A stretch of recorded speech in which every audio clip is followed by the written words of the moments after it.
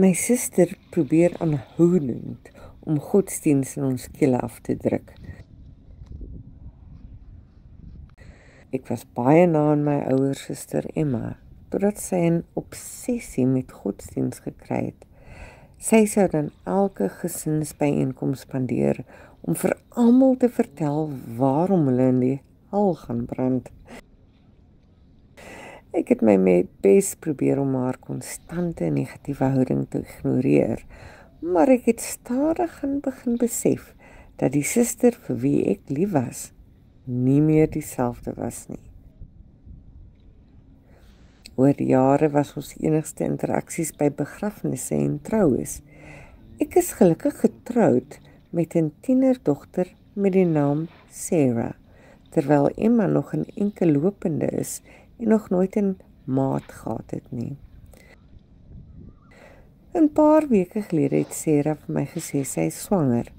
Ek kon die vrees op haar gesig sien, maar ek het haar verseker dat alles reg gaan wees. Haar jarelange kerel Mark het beloof om aan haar sy te bly. Maak nie saak wat gebeur het nie. Ek het ons hele gesin genooi en kon die vreugde op almal se gesigte sien toe Sarah haar blye nuus gedeel het. My kakebeen het feitelik die vloer getref toe Emma Sarah 'n hoer begin het en dat sy en haar bastardkind in die hel sou beland.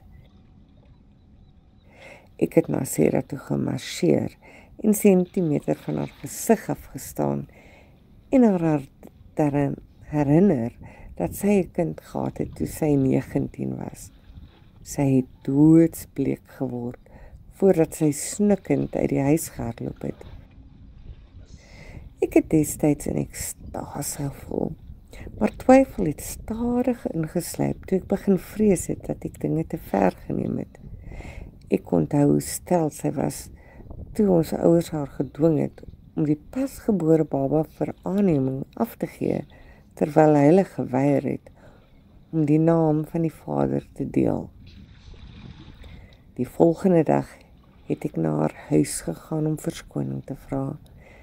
Ek het geweet iets is fout die oomblik toe ek aankom, want haar voordeur was op 'n kier. Ek het dit oopgedruk en begin huil toe ek haar liggaam aan die leuning sien hang. Dit het my amper 'n uur geneem om my kalmte te herwin voordat ek daar geslaag het om die polisie te bel. Ek het daar gestaan en wag vir die polisie om op te daag toe ek 'n stuk papier sien wat aan haar trui vasgespeld is.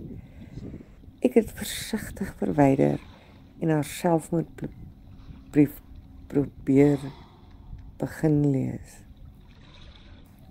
Ek wens nou dat ek die aaklige woorde wat ek gister vir haar gesê het kon terugneem, terwyl ek uiteindelik weet hoekom my ouers vasbeslote was om van die baba ontslae te raak en hoekom my suster opgehou het om met ons pa te praat.